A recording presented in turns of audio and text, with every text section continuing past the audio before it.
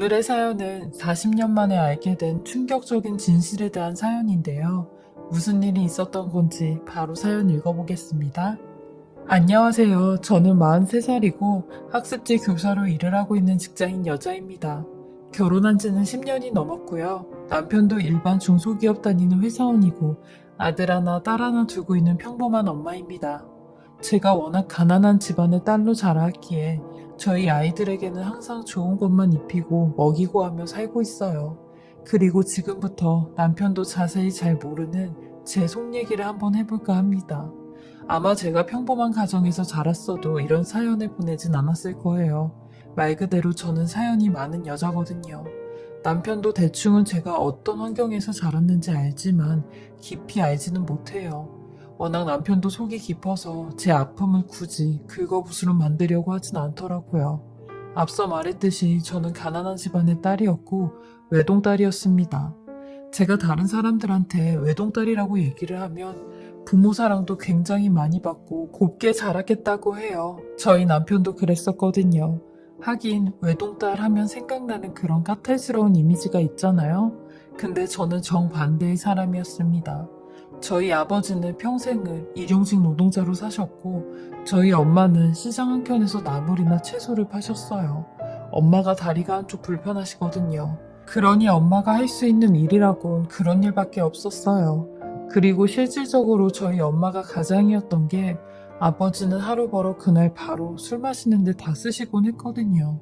집에 돈을 가지고 오는 걸 못 봤으니까요. 저희 엄마는 그런 아버지를 보고 차라리 일이라도 하고 저렇게 술을 퍼마시니 그나마 다행이다. 일도 안 하고 저러고 술만 퍼마셔봐라. 끔찍스럽지. 하며 그래도 네 아버지니까 미워하지 말라는 말을 자주 하셨어요. 하지만 저는 엄마와 다르게 아버지가 미웠어요.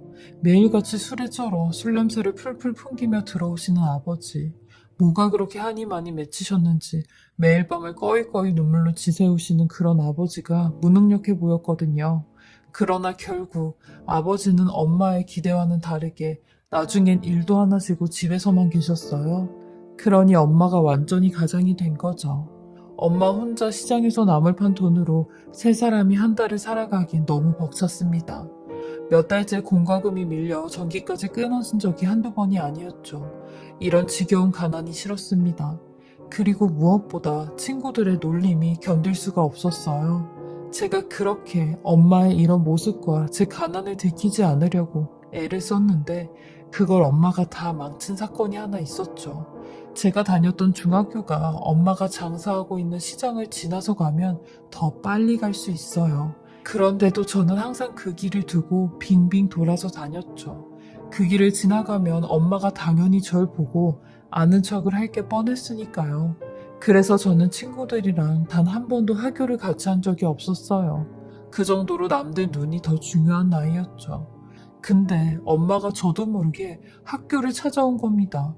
그것도 그 지겨운 나물들을 들고 말이죠. 점심때였는데 교실 밖 복도에서 누군가 떠나갈 듯이 제 이름을 부르고 있는 겁니다. 엄마였죠. 저는 엄마의 목소리를 듣고는 순간 안 봐도 뻔한 엄마의 모습에 어디 쥐구멍이라도 들어가고 싶었어요. 그러니 친구들도 한두 명씩 저한테 와서 야, 네 엄마 오신 것 같은데 나가봐 라고 했고 움직여지지 않는 몸을 일으켜 교실 밖으로 나갔습니다. 그러니 역시 엄마는 절뚝거리시는 모습으로 검정 비닐봉다리랑 우산을 들고 계셨죠.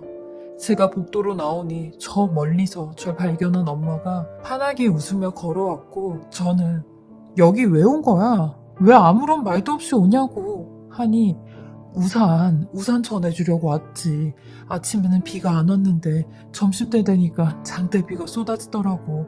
이 비 다 먹고 오면 너 감기 걸릴 텐데 걱정돼서 왔어. 자, 여기 우산 받아 하시는데 저는 그런 엄마한테 누가 우산 갖다 달라고 했냐고, 왜 시키지도 않은 일을 하냐고 빨리 가라고 했죠.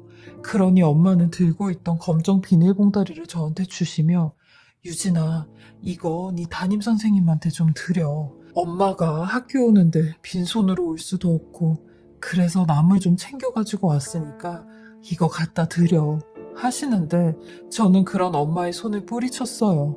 누가 이딴 나물 먹는다고 이걸 가지고 왔냐고 진짜 창피해 죽겠다고 빨리 가라고 씩씩거리며 봉지를 바닥에 던지고 왔어요. 그런 엄마를 뒤로하고 교실로 들어왔죠. 그 후로 제게 생긴 별명이 절뚝이었습니다. 절름발이 엄마 딸이라는 이유였죠. 그날 저녁 집에 가서 엄마한테 얼마나 난리를 쳤는지 몰라요. 반 친구들 앞에서는 아무 소리도 못하면서 엄한 엄마한테만 미친 사람처럼 난리를 쳤네요. 두 번 다시 밖에서 내 이름도 부르지도 않은 척도 하지 말라고 했어요. 그리고 차마 입에 담기도 힘든 말을 내뱉었는데 이런 부모를 둔 게 원망스럽다고 했네요. 그 말 끝에 아버지는 절 내리치셨고 무슨 말을 하려고 하시는데 그걸 엄마가 다급하게 막으며 그만하라고 하셨어요. 저는 그렇게 지독한 사춘기를 보냈죠. 그리고 제 나이 18살 때 알코올 중독자이셨던 아버지가 돌아가시게 되었죠. 그때는 솔직히 홀가분 마음이 더 컸어요. 날이 갈수록 아빠의 주정이 많이 심해지셨거든요. 뭐 때문인지 엄청 우실 줄 알았던 엄마는 눈물 한 방울도 흘리지 않으셨고 장례가 다 끝나고 집에 돌아왔을 때 그때 방문을 닫고 오시더라고요. 아빠가 없는 집은 더 조용했어요. 그렇게 전 좋은 대학은 아니지만 4년제 국립지방대를 가게 되었어요. 사립보단 학비가 더 저렴했기에 저는 무조건 국립대를 가야 했어요. 제가 대학 합격증을 받았을 때 저보다 저희 엄마가 더 좋아하셨죠. 내 딸 대학 갔다고. 나는 대학 근처도 못 가봤는데 우리 딸은 대학에 들어갔다며 나를 안 닮아서 다행이라고 하셨죠. 얼마나 자랑을 많이 하고 다니셨는지 동네에서 저 대학 간 걸 모르는 사람이 없을 정도였어요. 저는 어차피 학교 때문에 지방에 내려가야 했고 여차저차 엄마와도 따로 떨어져서 살게 되었어요. 저는 방학 때도 집에 잘 안 갔어요. 그러니 엄마가 저를 보러 오셨죠. 저 먹인다고 매번 뭘 바리바리 싸가지고 오셨는데 엄마의 모습은 여전히 허름한 옷차림과 절뚝거리는 불편한 다리였어요. 항상 엄마는 절 보러 오실 때 학교 밖에서 저를 기다리셨는데 행여나 본인 딸이 또 창피를 당하진 않을까 하는 마음으로 단 한 번도 저희 학교 안에 들어와 본 적이 없으셨죠. 차라리 저도 그게 편했던 게 혹시 동기들이나 선후배들이 엄마를 보면 저를 또 불쌍한 사람처럼 볼까봐 그로 인해 또 제가 상처를 받을까봐 지레짐작 두려웠던 거죠. 제가 엄마한테 이런 거 안 가지고 와도 된다고 해도 내가 너한테 해줄 수 있는 게 이런 거밖에 없잖아. 대학 등록금도 매번 내주지도 못하고 네가 알아서 다 하는데 이런 못난 엄마를 둬서 면목이 없다. 라는 엄마의 말에 또 화가 울컥 치밀어 올라 그런 말은 하지도 말라고 했어요. 내가 언제 엄마 도움 받으면서 살았냐고. 나는 그냥 다 내가 혼자서 살지 않았냐고 했네요. 부모가 없는 것만도 못하다고 했어요. 왜 그렇게 엄마가 미웠는지 하는 말마다 엄마 가슴에 대못을 받고 말았죠. 그렇게 전 졸업을 하고 자연스럽게 지방에 터를 잡게 되었어요. 제 어린 시절을 보낸 고향은 두 번 다시 가고 싶지 않았거든요. 저는 대학 졸업과 동시에 바로 학습지 교사로 취직을 했어요. 지금까지도 하고 있으니 꽤 오랫동안 일을 한 거죠. 제 적성이 잘 맞고 아이들 가르치는 일이 재밌더라고요. 그러면서 맘에 맞는 지금의 남편과 연애도 하고 결혼까지 하게 되었어요. 그렇게 잘 살고 있었는데 재작년에 경찰로부터 한 통의 전화를 받게 되었습니다.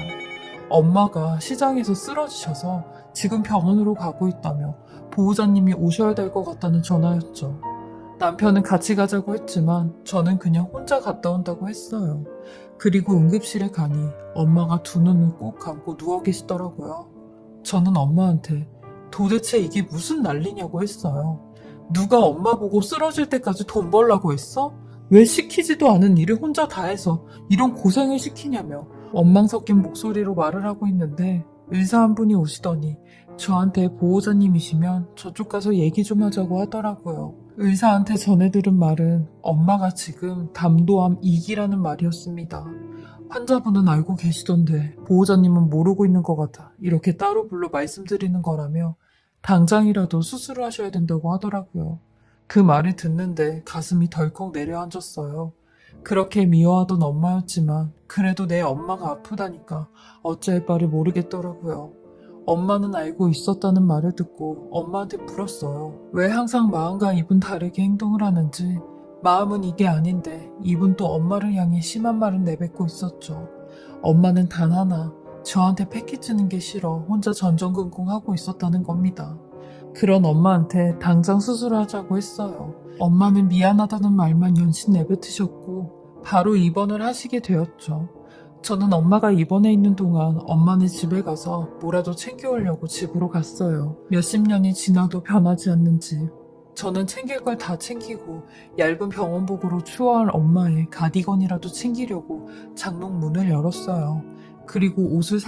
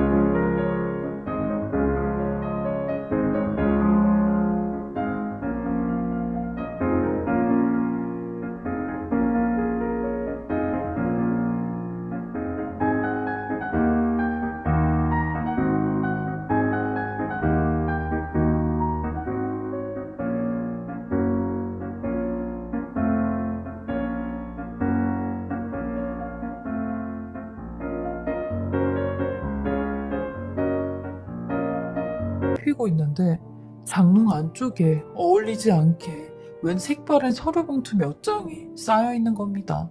저는 저게 뭐지? 하고 그 봉투를 꺼내 열어보았는데 웬 각서가 여러 장 들어있는 겁니다. 그리고 그 각서에 쓰여진 내용들을 전부 다 읽어보았는데 저는 그 각서를 보고 경악을 금치 못했습니다. 왜냐면 전부 다 저에 대한 내용이었거든요. 영문도 모른 채 저는 그 각서들을 전부 다 챙겨들고 엄마 병원으로 갔어요. 이게 도대체 무슨 각서인지 무슨 말인지 당사자에게 직접 듣고 싶었거든요. 그리고 병원에 도착하자마자 엄마를 향해 이 각서들을 집어 던졌습니다. 도대체 이게 무슨 각서야? 이게 다 뭐냐고! 하며 소리를 질렀죠. 그러니 엄마는 침대 위로 떨어진 각서들을 하나씩 하나씩 주우며 눈물을 흘리시기 시작하는 겁니다. 저는 이런 엄마의 모습을 보고 더 화가 나. 우리 부모님 어딨어? 우리 엄마 아빠 어딨냐고! 하며 소리를 질렀어요. 그러니 엄마는 얕은 숨을 한번 깊게 내쉬고는 말씀을 하기 시작했어요. 저는 엄마한테서 40년 만에 밝혀진 진실을 듣게 되었고 그 얘기를 듣자마자 바닥에 그대로 주저앉아 버렸습니다. 유진아, 지금부터 엄마가 하는 말 잘 들어. 사실 나는 네 친엄마가 아니야. 이 각서에 쓰여진 대로 네 친모는 따로 있어. 근데 네 친모가 너를 두고 극단적 선택을 하고 말았어. 네 친엄마랑은 내가 신혼 때 살던 사글세쯤 옆집에 살던 여자였는데 서로 이웃이었지. 근데 젊은 여자가 애아빠도 없이 너를 혼자 키우더라고. 애가 없는 우리 부부는 네 친엄마가 참 대견하다고 생각을 했어. 그래서 뭐만 있으면 더 챙겨주고 가끔 너도 보살펴주곤 했지. 근데 어느 날 밤 잠을 자고 있는데 연탄 냄새가 진동을 하는 거야. 그래서 그 집을 열어봤는데 이미 네 친엄마는 의식이 없고 너 혼자 덩그러니 그 집에 남아있더라고. 그렇게 너는 이 세상에 혼자 남겨졌고 아이가 생기지 않는 우리가 데리고 키우자고 했지. 그래서 이 각서도 네 삼촌 되는 사람한테 직접 받은 각서야. 네 삼촌은 무슨 일이 있어도 애를 다시 데리고 오지 말라는 말로 본인이 각서를 작성했고, 나도 무슨 일이 있어도 우리가 키우겠다고 했어. 이건 공증받은 서류고 나는 이걸 쓰면서 절대 너를 뺏기지 않고 제대로 잘 키울 거라고 다짐을 했지. 근데 내 다리가 이렇게 되면서 유진이 널 제대로 못 돌봤어. 너 3살 때 큰 사고가 하나 있었는데 그때 아빠가 철원에 공사 일이 생겼다면서 엄마랑 둘이 같이 가서 돈 좀 벌자고 하더라고. 그때 너를 데리고 가지 말았어야 됐는데 맡길 사람이 없어서 너를 데리고 갔어. 근데 거기서 사고가 난 거야. 유리 철거하는 작업을 할 때 유진이 네가 그 사이로 막 뛰어들어가는데 내가 그걸 보자마자 몸을 던져서 너를 안았고 그 유리 파편이 내 다리로 다 떨어지게 됐어. 근데 네 그 조망만한 등에도 몇 개가 떨어졌더라. 나는 내가 다친 것보다 네가 다친 게 더 눈에 보였고 널 먼저 병원에 보냈어. 네 등에 상처 몇 개가 그때 튄 파편 자국이야.